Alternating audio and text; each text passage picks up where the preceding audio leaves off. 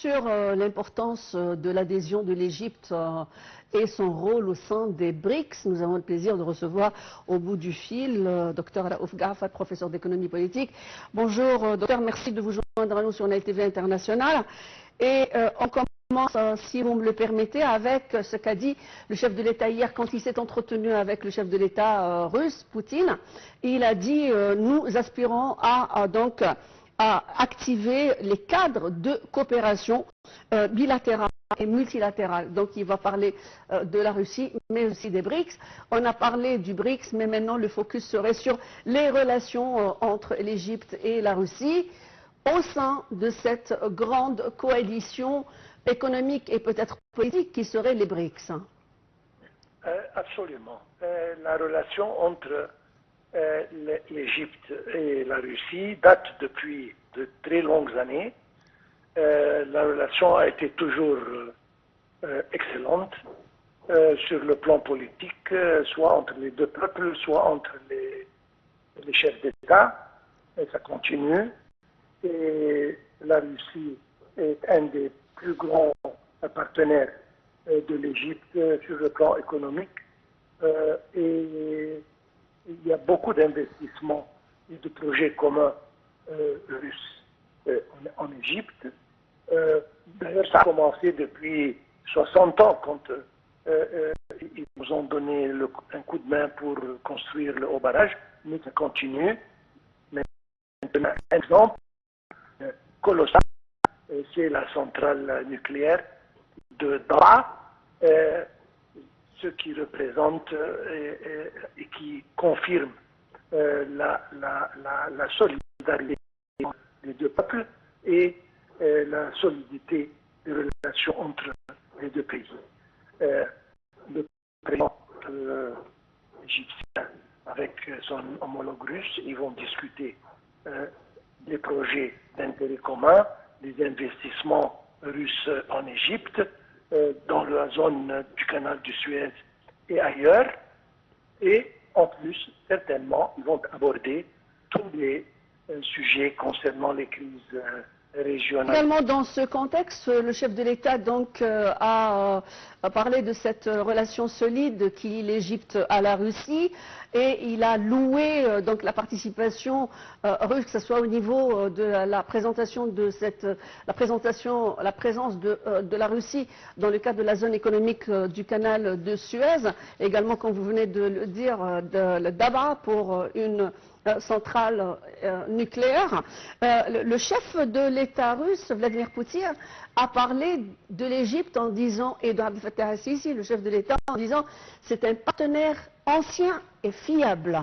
Absolument.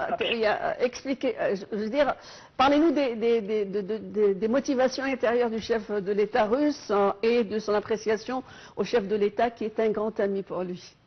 Oui, sur le plan personnel, on ne discute pas. Les relations sont impeccables, mais sur le plan politique encore, les points de vue sont presque identiques sur le plan crise et sur le plan événements qui prennent lieu. Mais quand on parle de relations bilatérales, c'est très juste.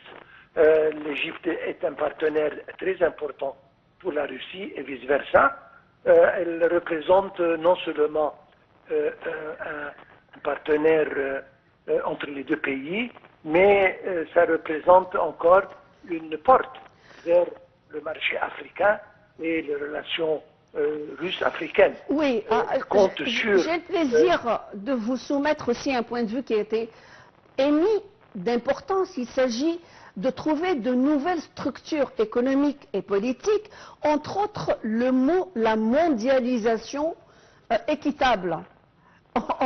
En opposition à la mondialisation qui a causé des dégâts sur le plan qui est vu et revu par les Occidentaux. Comment vous voyez la possibilité de retrouver une mondialisation plus équitable, surtout envers des pays du Sud et les pays africains, les pays en voie de développement? C'est-à-dire, on doit se débarrasser justement du contrôle européen et américain dans le Sud, comme vous venez de dire, dans beaucoup de pays. on parle maintenant un peu plus globalement sur le plan BRICS en général, c'est de former une coalition économique redoutable qui représente peut-être un 40% de l'économie mondiale pour faire face à le bloc occidental qui est maintenant le plus fort.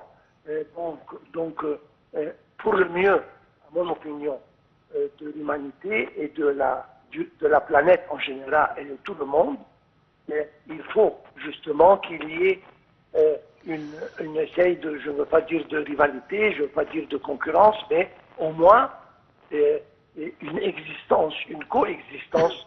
Vous avez très bien dit, le mot d'existence, ça c'est vraiment très très bien dit, c'est vraiment quelque chose qui tombe dans le mille. Permettez-moi, parce que le temps est un petit peu serré pour moi, d'avoir votre opinion sur cette question de prêt, cette question de structure bancaire et monétaire que représente cette nouvelle banque du développement présidée par l'ex-présidente du Brésil, Dilma Rousseff. Bon, comment ça va se passer? Quels sont les outils, quels sont les mécanismes? Les échanges économiques bilatéraux vont permettre d'échanger les monnaies des pays. Donc, ça va diminuer un peu la demande sur les devises étrangères comme dollars, euros, etc. Ce qui est bien pour l'économie. D'un côté, la création de cette institution financière, la banque, va certainement aider tous les pays du BRICS à profiter des prêts qui vont se présenter probablement avec des conditions très favorables pour essayer de réparer dans les pays qui ont besoin de réparation et de donner une poussée aux économies des autres pays. Oui, vous avez parlé de réparation. Le chef de l'État a également insisté sur le fait qu'il doit y avoir une réforme du système économique mondial. Et je pense que c'est à quoi aspire le tiers-monde ou les pays du Sud. Merci bien d'avoir été en ma compagnie, Dr Raouf Gafal. Ça a été un plaisir pour moi. Vous êtes professeur d'économie, toujours le plaisir de vous recevoir sur la TV internationale. Madame, monsieur, nous arrivons au terme de cette partie de cette couverture de ce grand événement, première participation de l'Égypte en tant que membre des BRICS. Ça se passe à Kazan, en Russie. Je vais vous retrouver dans quelques instants juste pour encore l'actualité de l'ordre du jour de ce sommet extraordinaire.